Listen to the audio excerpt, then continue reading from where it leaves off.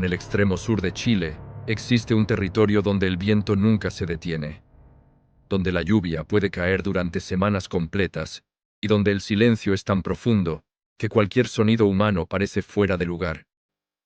La Patagonia de Aysén es un paisaje hermoso, pero también hostil. Un lugar donde durante más de un siglo la naturaleza ha impuesto sus propias reglas y donde los errores se pagan caro. Entre los fiordos, a varios kilómetros de cualquier poblado, se encuentra una pequeña isla cubierta de cruces de madera. No es un cementerio oficial, no tiene caminos, no tiene placas, no tiene nombres visibles. Son tumbas improvisadas. Más de 100. Todas levantadas en un mismo periodo de tiempo. Todos hombres jóvenes. Todos trabajadores. Nadie murió en combate. Nadie murió en un incendio. No hubo naufragio. Simplemente comenzaron a morir, uno tras otro, hasta que el campamento quedó vacío. Los documentos existen, los registros también, pero la explicación definitiva nunca llegó. Hoy abrimos el expediente histórico completo, la cronología, los testimonios, la prensa, las inspecciones de autoridades y las teorías médicas que intentaron entender lo que ocurrió. Esta es la historia real de la Isla de los Muertos.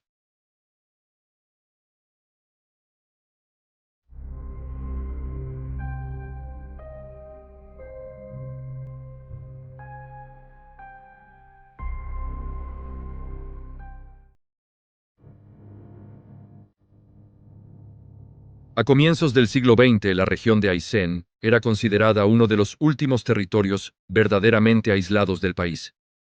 No existían rutas terrestres, no había hospitales, no había servicios públicos permanentes, y cualquier viaje desde el centro de Chile podía tardar semanas por mar. La comunicación dependía de embarcaciones pequeñas que sorteaban fiordos, canales estrechos y corrientes impredecibles. En invierno, muchas veces el acceso simplemente se cerraba. En la práctica, era una frontera natural donde el Estado apenas tenía presencia. En ese contexto comenzó un proceso de colonización impulsado por concesiones privadas. El gobierno entregó enormes extensiones de tierra a empresas que prometían explotar madera, criar ganado y poblar el territorio. Una de esas compañías fue la Sociedad Industrial de Aysén. Sus planes eran ambiciosos: abrir estancias, despejar bosques completos, instalar aserraderos y levantar infraestructura básica. Para lograrlo, necesitaban trabajadores fuertes, acostumbrados al clima duro y dispuestos a aceptar condiciones extremas. Los reclutadores viajaron principalmente a Chiloé. Allí encontraron decenas de hacheros, campesinos y marineros sin empleo estable. Se les ofreció salario fijo, alimentación y vivienda. Muchos firmaron sin saber exactamente a dónde serían llevados. Para ellos, era simplemente trabajo. Nadie imaginaba el aislamiento real que enfrentarían. En 1906, comenzaron los traslados por mar hacia la desembocadura del río Baker. El paisaje que encontraron era completamente salvaje. Bosques cerrados de ciprés, turberas que hundían los pies, lluvia persistente, viento constante y temperaturas bajas incluso en verano. No había caminos. Todo debía construirse desde cero. Los campamentos se levantaron con madera recién cortada, techos de lona y pisos de tierra húmeda. Las jornadas laborales eran extensas. Se talaban árboles enormes durante horas, se cargaban troncos a pulso y se abrían picadas a machete. El cansancio se acumulaba rápido. La ropa permanecía mojada casi todo el día. Dormían en literas improvisadas. El humo de fogatas mal ventiladas llenaba las carpas. Las infecciones respiratorias comenzaron a aparecer temprano. La alimentación tampoco era suficiente. Harina, papas, legumbres secas y algo de charqui. Muy poca fruta fresca. Muy poca carne reciente. Con el paso de las semanas, muchos hombres comenzaron a mostrar signos claros de debilidad. Encías inflamadas, mareos, dolor muscular, heridas que no cicatrizaban. Síntomas que hoy se asocian fácilmente a desnutrición y escot. Los primeros enfermos dejaron de trabajar.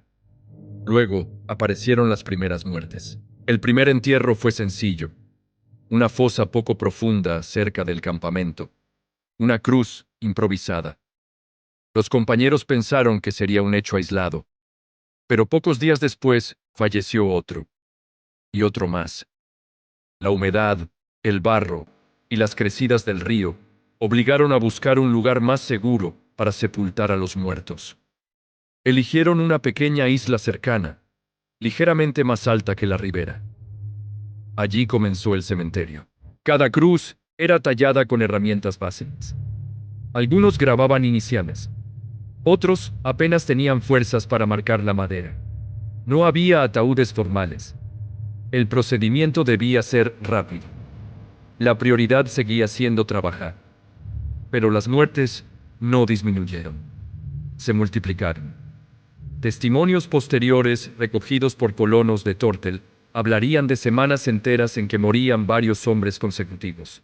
El campamento empezó a llenarse de silencio. Las conversaciones nocturnas giraban en torno al miedo. Muchos temían enfermar al día siguiente. No existía médico. No existía forma de evacuación. El aislamiento era absoluto. Cuando finalmente representantes de la empresa regresaron para supervisar las faenas, encontraron un escenario preocupante. Decenas de trabajadores debilitados, otros desaparecidos. Y en la isla, más de 100 cruces alineadas frente al río. Las autoridades locales fueron notificadas. Carabineros realizó visitas esporádicas. Se levantaron listados de nombres y procedencias. Se redactaron informes administrativos básicos. Pero la distancia y las condiciones climáticas impedían cualquier investigación médica real. No hubo autopsias. No hubo análisis de laboratorio. No hubo diagnósticos oficiales. La prensa regional mencionó el caso brevemente, describiéndolo como una alta mortalidad de obreros en faenas del Baker. Sin fotografías. Sin mayor seguimiento. El país tenía otros problemas más cercanos a las ciudades. El sur profundo quedó fuera del foco. Con el paso de los meses, la empresa redujo operaciones. Los sobrevivientes fueron trasladados o regresaron a Chiloé. El campamento quedó abandonado. La vegetación comenzó a cubrirlo todo. Solo permaneció la isla con sus cruces grises, deteriorándose bajo la lluvia constante. Décadas más tarde, cuando se fundó Caleta Tortel, los nuevos pobladores redescubrieron el lugar. Muchos evitaron acercarse. La concentración de tumbas resultaba perturbadora. Más de 100 sepulturas juntas, sin nombres claros, en medio de un paisaje completamente vacío. La imagen generaba una sensación extraña, casi opresiva. Con el tiempo comenzó a circular una idea entre los lugareños. Que la isla estaba maldita, que algo no estaba bien allí. Algunos pescadores afirmaban que el lugar tenía un silencio distinto, más pesado. Otros decían que el viento sonaba diferente entre las cruces. Historias simples, pero persistentes. No eran relatos sobrenaturales elaborados. Era más bien una incomodidad colectiva. Nadie quería acampar allí. Nadie quería pasar la noche. Se convirtió en un sitio que se visitaba rápido, y del que todos se marchaban antes del anochecer. El miedo no venía de fantasmas. Venía de la historia. Porque cada cruz representaba una muerte solitaria, lejos de casa, lejos de la familia, sin despedida ni explicación. Historiadores modernos han intentado reconstruir lo ocurrido. Se han propuesto teorías médicas. Escorbuto, por falta de vitamina C, tuberculosis por hacinamiento, infecciones respiratorias agravadas por humedad permanente, hipotermia crónica, agotamiento físico extremo, mala alimentación y abandono logístico. Probablemente no fue una sola causa. Probablemente fue la suma de todas.